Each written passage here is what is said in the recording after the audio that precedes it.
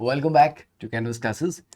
चलिए, तो आज बात करेंगे क्वांटम मैकेनिक्स के जो ग्राफ्स हैं, नोड्स हैं, रेडियल नोड्स, एंगुलर नोड्स, और ग्राफ को देख के कैसे आप पता लगाएंगे कि ये एस का ग्राफ है, पी का ग्राफ है, और उसमें अगर नोड्स आ रहे हैं तो कितने नोड्स आ रहे हैं। ठीक है, चलिए स्टार्ट करें।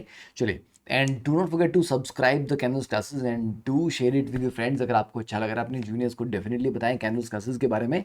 एंड ये 50 कॉन्सेप्ट की जो पूरी प्लेलिस्ट है ये आपको होम पेज पे कैनवस क्लासेस यूट्यूब चैनल पे मिल जाएगी। तो watch it completely if you want to maximise your chances for the JEE Main and NEET. ठीक है, तो अब हम कॉन्सेप्ट 31 पे। नोड बेसिकली क्या है? नोड वो रीजन है जहां पर इलेक्ट्रॉन कभी नहीं मिलेगा। The probability of finding the electron is literally zero. नहीं मिलेगा यहां पर इलेक्ट्रॉन, राइट? तो the region of zero probability density excluding nucleus and infinity, क्योंकि न्यूक्लियस पे भी इलेक्ट्रॉन नहीं मिलता पर उसको नोड नहीं कहते हैं। और इन्फानाइट डिस्टेंस के बाद भी एटम के बिल्कुल बाहर ही चले जाओगे तो भी इलेक्ट्रॉन नहीं मिलेगा, राइट? तो एक्सक्लूडिंग इन्फिनिटी एंड न्यूक्लियस, बाकी किसी भी रीजन में अगर इलेक्ट्रॉन नहीं मिल रहा है, that is called a node. तो नोड हमारे पास दो तरह के आते हैं, radial node and angular node. तो total number of radial nodes का formula n minus L minus one. ठीक है, तो l आपका क्या हो गया? l is azimuthal quantum number. ठीक है, तो n minus L minus one, n हो गया आपका प्रिंसिपल क्वांटम नंबर। और एंगुलर नोड्स होते हैं l के बराबर।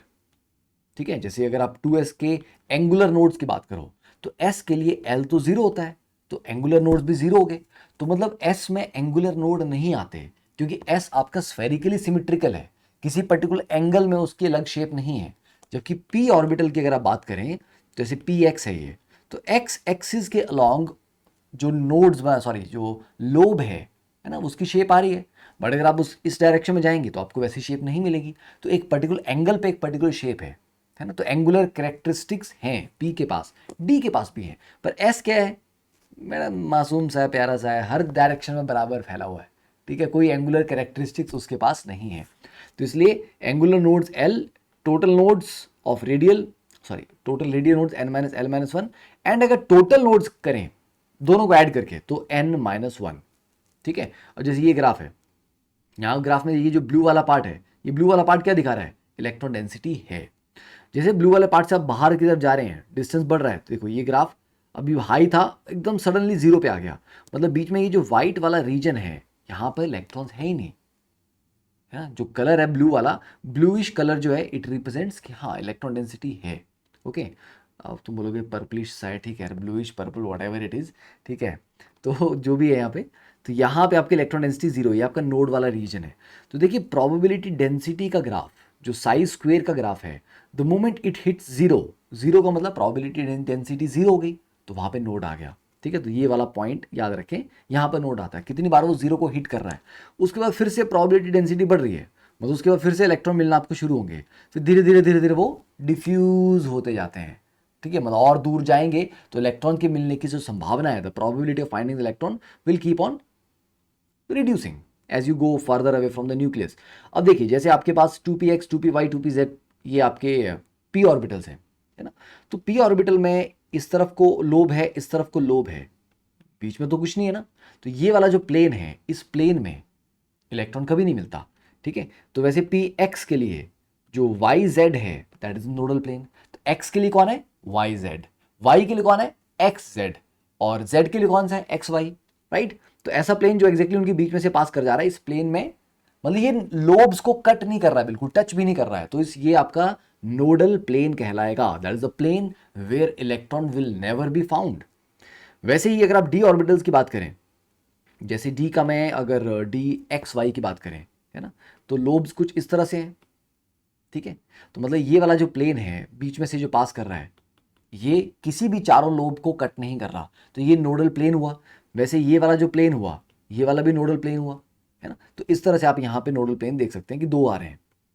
ठीक है, और यहाँ पे देख लीजिए, यहाँ पे देख लीजिए, यहाँ पे देख लीजिए। और जो डी जेड स्क्वेयर है, इसमें जो लोबा बोलोगे सर बीच में से कट करें, ऐसे नहीं, ये जो रिंग है ये आ जाएगा बीच में। तो इसमें जो नोड है वो थोड़ा कोनिकल शेप का है, ऐसे। ठीक है, वाई?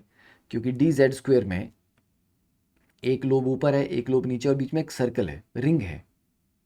ओके, तो इसलिए कॉनिकल सा शेप का नोड आपका आता है। तो ये थोड़ा सा विजुअलाइज हो गया यहाँ पे।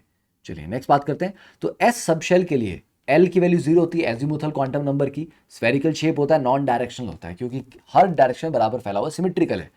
पी सबशेल के लिए L1 है, डबल शेप है, डायरेक्शनल, और 3 डीजेनरेट ऑर्बिटल्स हैं, PX PY and PZ। Degenerate मतलब सेम एनर्जी लेवल पे। तो देखिए 1s के लिए, और हम सिर्फ यहाँ पे रेडियल नोड्स की बात कर रहे हैं, एंगुलर नोड्स की बात हम यहाँ पर नहीं कर रहे हैं। तो बेटा 1s के लिए n माइनस एल माइनस 1 कितना आ रहा है? 0, क्योंकि n भी 1 है, L 0 है, तो 1 माइनस 0 माइनस 1 0। 2s के लिए कितनी आ रही है इसकी वैल्यू? 1। तो 2s में देखिए 1s और 2s के बीच में ये वाला जो व्हाइट वाला रीजन है दैट इज द नोड, मतलब 1s और 2s के बीच में एक रेडियल नोड आता है। रेडियल नोड मतलब एक स्फेरिकल नोड है वो। 3s के लिए इसकी वैल्यू कितनी आएगी? 2 आ जाएगी। तो 3s के अंदर दो नोड्स हैं, कहाँ? 1s और 2s के बीच में, और 2s और 3s के बीच में, फिर 3s और 4s के बीच में एक और होगा। तो इस तरह से चलते हैं s ऑर्बिटल्स में। ठीक है, क्लियर है ये? अब अगर यहाँ पे आप 2p की निकालें तो 2 माइनस 1 माइनस 1 0, 2p में कोई रेडियल नोड नहीं है। 3p में, हाँ 3p में एक आ जाएगा, 3 माइनस 1 माइनस 1, वहाँ पे एक आ जाएगा। ठीक है, तो 2p में कोई नहीं है। तो ऐसे क्लियर हो गया, फॉर्मूला अप्लाई करना है डायरेक्टली सिंपली। तो चलो ये कहानी तो सिंपल सी कहानी आपको ये दिखाई दी मैंने। ये एग्जैक्ट ऐसा लगता है, ये जो हम बॉल जैसी बना लेते हैं ना, ये तो चलो आपको थोड़ा सा दिखाने के लिए, रियलिटी में ऐसे कोई बॉल शेप की नहीं होती यार, ऐसा कुछ बलून जैसा नहीं होता है। ठीक है, ग्राफ, रियल ग्राफ ऐसा है कि कुछ इस तरह से इलेक्ट्रॉन एनर्जी फैली हुई है, कुछ इस तरह से फैली हुई है। तो उसको अगर आप एक शेप के अंदर कवर करने की कोशिश करेंगे तो वो थोड़ा डंबल जैसी शेप बनती है। ठीक है, तो रियल ग्राफ ऐसा है। ये तो उसकी फाइन विजुअलाइजेशन है जस्ट आपको समझाने के लिए। डी ऑर्बिटल्स 5 डीजेनरेट ऑर्बिटल्स होते हैं, है ना। शेप्स में याद रखना ये बेटा पॉजिटिव पॉजिटिव नेगेटिव नेगेटिव कैसा होता है, कई बार ग्राफ भी पूछ लिए जाते हैं डायरेक्टली। ठीक है, and you can just pause the video anywhere, कहीं भी आपको लगे कि हाँ इसको थोड़ा सा देख लेते हैं, प्यारा लग रहा है, ठीक है, देख लो, आसानी से समझ लो, जल्दबाजी में नहीं रहना है। कई बार क्या होता है, 1 मिनट थोड़ा फोकस होकर हम चीज़ के ऊपर लगा लें तो वो चीज़ अच्छे से समझ आती है, याद रहती है। जल्दबाजी के चक्कर में क्या होता है, वो जो कुछ समय आपने बिताए भी हैं, है ना, कुछ एफर्ट लगाया भी, वो भी आपका जीरो हो जाता है। तो नेवर बी इन अ हरी। अब बात करते हैं रेडियल प्रोबेबिलिटी डेंसिटी के ग्राफ। देखो, सबसे पहले ये पता लगाना कि ग्राफ एस का है या पी का है, ये आपको सिखाऊंगा मैं। ठीक है, और फिर नोड कहाँ पे हैं, कितने नोड हैं। अब जैसे कि कुछ जगह पे किताबों में आपको आर लिखा हुआ होगा, कुछ जगह साई स्क्वेयर लिखा होगा, कोई बात नहीं। आर मतलब उसका रेडियल कंपोनेंट है, क्योंकि जो साई स्क्वेयर है प्रोबेबिलिटी डेंसिटी, तो प्रोबेबिलिटी डेंसिटी के रेडियल और एंगुलर दो कंपोनेंट होते हैं। हम एंगुलर कंपोनेंट की बात नहीं कर रहे, रेडियल की बात कर रहे हैं। तो चाहे साई स्क्वेयर स्मॉल आर ऐसा लिखा हो, इसका मतलब क्या है कि मतलब साई स्क्वेयर का मतलब प्रोबेबिलिटी डेंसिटी, और स्मॉल आर का मतलब डिस्टेंस, जो डिस्टेंस के साथ वेरी होने वाला। तो बेटा डिस्टेंस के साथ जो वेरी होता है वो कौन सा कंपोनेंट होता है? रेडियल। जो एंगल के साथ वेरी होता है वो एंगुलर कंपोनेंट होता है। तो ये लिखा हो या सिंपली कैपिटल आर ब्रैकेट में स्मॉल आर ये लिखा हो, बात बराबर है। They both mean radial function और radial component of the probability density. Fine, ठीक है। अच्छा अब देखना बेटा, जब भी ग्राफ ऊपर से शुरू हो, ये एस का ग्राफ है, क्योंकि एस में जब भी आप क्यों एस का ग्राफ क्यों है, देखिए एस के लिए जो आपका इलेक्ट्रॉन क्लाउड है वो सेंटर में कैसा है, बहुत ज़्यादा है, और धीरे धीरे दूर जा रहे हो तो धीरे धीरे कम होता जा रहा है। तो सेंटर पे प्रोबेबिलिटी डेंसिटी बहुत हाई होती है, फिर धीरे धीरे धीरे दूर जाते हो तो वो कम होती जाती है। पी के ग्राफ में अगर आप देखेंगे तो सेंटर पे प्रोबेबिलिटी डेंसिटी कितनी है, 0 है। धीरे धीरे आप आगे जा रहे हो तो फिर वो बढ़ रहा है, फिर वो मैक्सिमम पे आएगा, फिर से वो कम होता जाएगा। तो सेंटर पे 0 है, जबकि एस में सेंटर पे मैक्सिमम है। इसीलिए जब आप यहाँ पे 0 से स्टार्ट करते हो, जीरो डिस्टेंस मतलब सेंटर से स्टार्ट कर रहे हो, तो अगर ऑलरेडी वैल्यू बहुत ऊपर है, ऊपर से ग्राफ शुरू हो रहा है और डिक्रीज कर रहा है, तो ये एस के ग्राफ है। ठीक है, ये वाला भी एस का ग्राफ है, ये वाला 0 से स्टार्ट हो रहा है नीचे से, ये पी का ग्राफ है। ठीक है, तो याद समझ आ जाएगा एस का ग्राफ कौन सा है, पी का ग्राफ कौन सा है। नाउ 1s में रेडियल नोड कितने थे बच्चे, 0। 1s के लिए 0 रेडियल नोड थे। इसलिए देखो ये ग्राफ 0 को टच नहीं कर रहा, आपको लगेगा सर ये कर रहा है, नहीं, ये actually parallel to the x axis चला जाता है, 0 को टच नहीं करता है ये। ओके, तो 0 रेडियल नोड है।